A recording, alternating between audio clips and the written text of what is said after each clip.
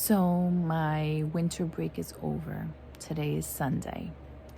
And if you're a teacher, you know about the Sunday blues. So, it's funny how when a teacher says that they have the blues, there's always comments like, oh, that's a profession you picked, or you don't love what you're doing.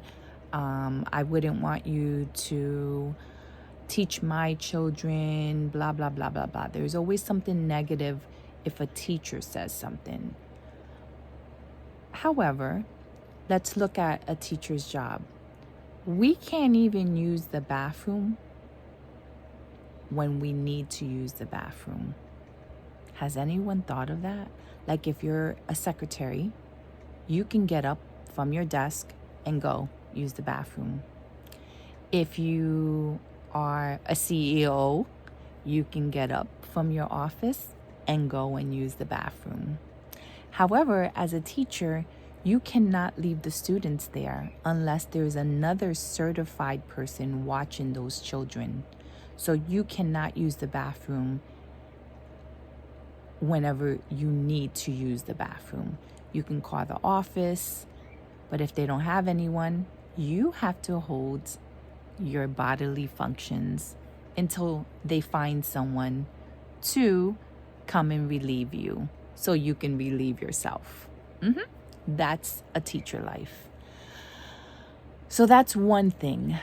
Then you also have, well, I don't have this, so I really don't want to talk it up to existence, but if you have bad administration, I do not have that. They're very supportive. I love my admin. So, but if you do have, which I've had that in the past, it makes it that much harder to get up in the morning and actually do what you need to do. Another thing, if it's not admin, it's always parents. Parents who, and for the most part, I have good parents, but it takes only one or two to mess it up for every other parent. You have parents that don't believe you if you say that child needs more help. You have parents that coddle their child so much that they even carry book bags for them, like the child can't do anything. So then when they come to the classroom and they don't have mommy and daddy there, guess what? That child now doesn't know what to do. So again, that's very stressful when you have a certain amount of students. I don't have only 2 students in my classroom.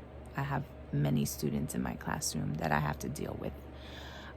And it just boggles my mind that when you speak to certain parents, they're like, oh yeah, that doesn't happen at home, or oh, no, I don't see that, or I don't have that issue, or that no one ever said that last year.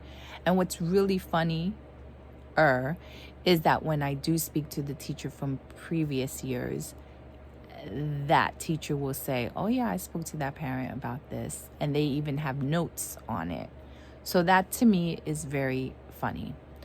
So when I say my winter break is over, okay, and I don't want to go back, not because of the kids, okay, I'm very grateful that I have a job. It's just everything else. For instance, I bought some things to do over winter break. I only did like 2 things out of the many things that I brought home. And it was because I had other things to do. I made doctor's appointments during my winter break, which, by the way, teachers, you can't, all the doctor's appointments are usually during the day. I'm not taking off to go to the doctor. That to me is like, why would I do that? So then when I do have a winter break, that's when I'm scheduling dentist appointments. That's when I'm scheduling my dermatologist appointments. And I do it for both myself and my daughter. So then if we don't have it at the same day, we might have like me one day, her the next day. So therefore that interferes with my winter break because now I'm running all around for appointments. So I'm very grateful that I have winter break, and I can't wait for my spring break already, and I didn't even go back yet. And I know that because it's already it's the end of February going into March, my days are going to be hectic, more hectic than usual because it's almost the end of the school year.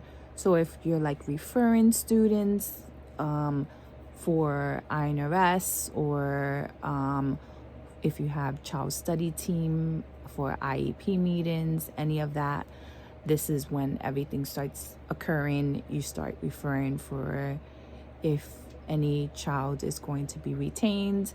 So your plate gets full and you are overwhelmed. And as a teacher, it does become a lot.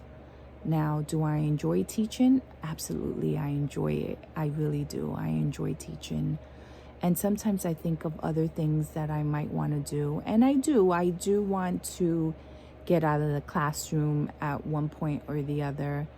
I cannot see myself doing this another 15 years. I'm just burnt out. But this is one teacher that has the Sunday blues already. I have the Sunday blues, guys. I don't want to go back tomorrow. I don't. But I have to, because I have to pay the bills. All right, so if any other teacher is feeling like this, leave a comment below. And we'll get through this somehow. We only have a couple more months left until summer break. And we all know that is, if you're also a teacher, you really don't have a break, because I usually get a job in the summer. I do. I do. So Sunday blues and all the feels. I want to cry.